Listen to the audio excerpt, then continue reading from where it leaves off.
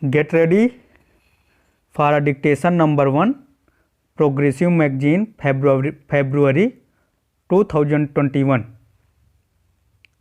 5 seconds. Start. I have been surprised to read some comments on the speech I delivered at the recent Conference of Education Ministers. I inaugurated the conference. I did not speak on any resolution, nor indeed did I see any resolution. I have not yet seen the precise resolution passed by the conference, though I have heard about it.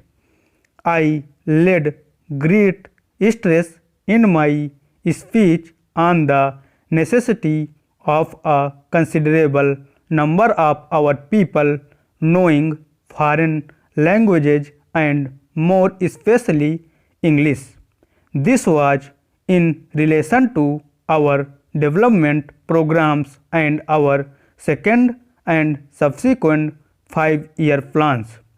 I pointed out that it would not be possible for us to go ahead with these plans unless there was a high standard of technical and scientific education, and that this standard could not be obtained at this stage without a full knowledge of at least one foreign language.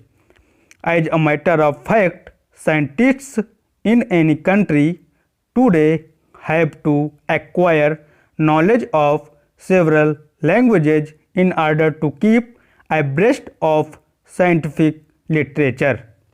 I did not say a word against Hindi. Indeed, I said something in favor of it. I look it for granted that Hindi was going to function more and more as a language in our education and administration, except in certain parts of the India where the regional languages would be principally used. Nor did I say anything about the medium of instruction. About this, I have no doubt that it will have to be either Hindi or other regional languages. My positive stress was on a foreign language being learned adequately. In the circumstances in India, this foreign language would inevitably be English, though I hope that other languages such as French, German, etc.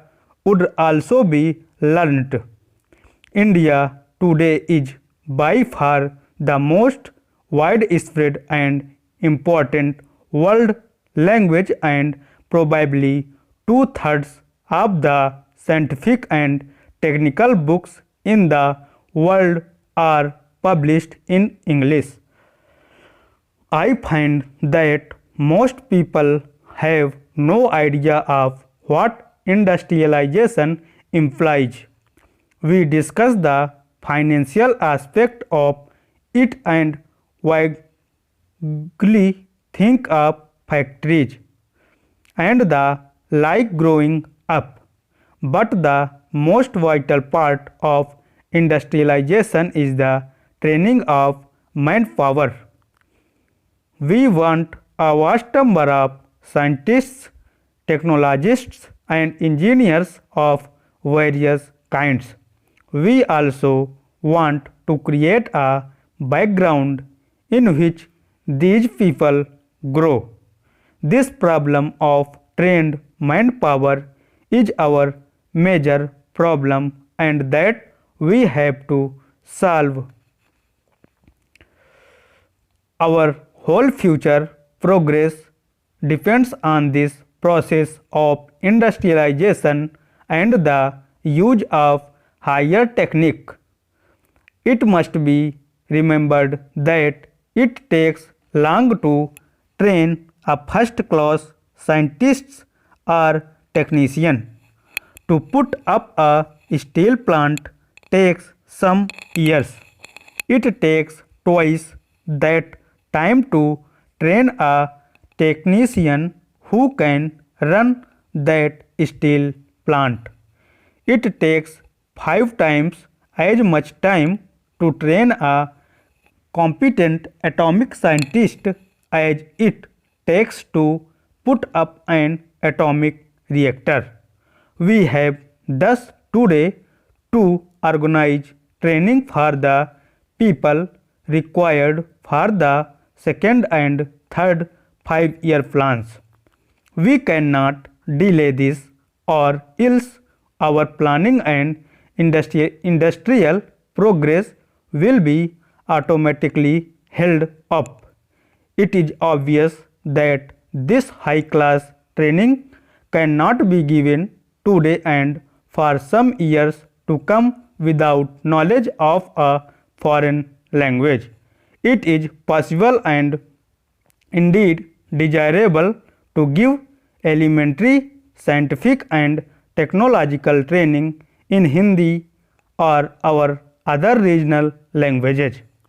We can translate some textbooks as we have actually done.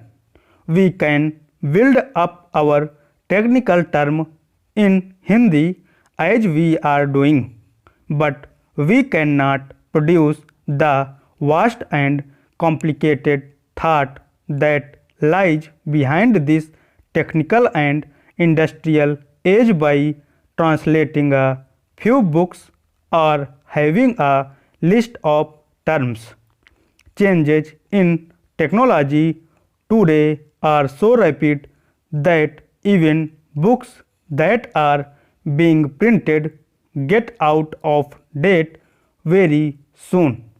Every scientist has to keep up to date by reading many scientific and technical periodicals, usually in several languages. For this and other reasons, it seems to me essential for us to continue in a big way adequate technique of English as a second language. I say English because that is the easiest foreign language for us to learn and is the most important. We should learn other foreign languages also.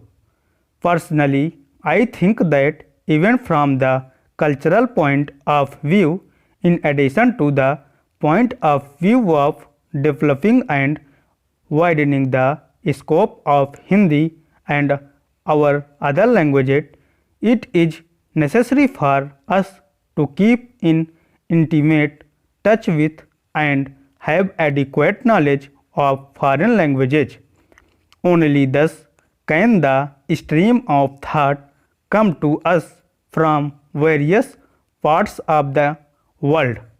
This will enrich Hindi and gradually make it a vehicle of this new thought which will go to other countries possible through Hindi. I fear that many of our people have little conception of the world we live in, this world of automation and atomic energy.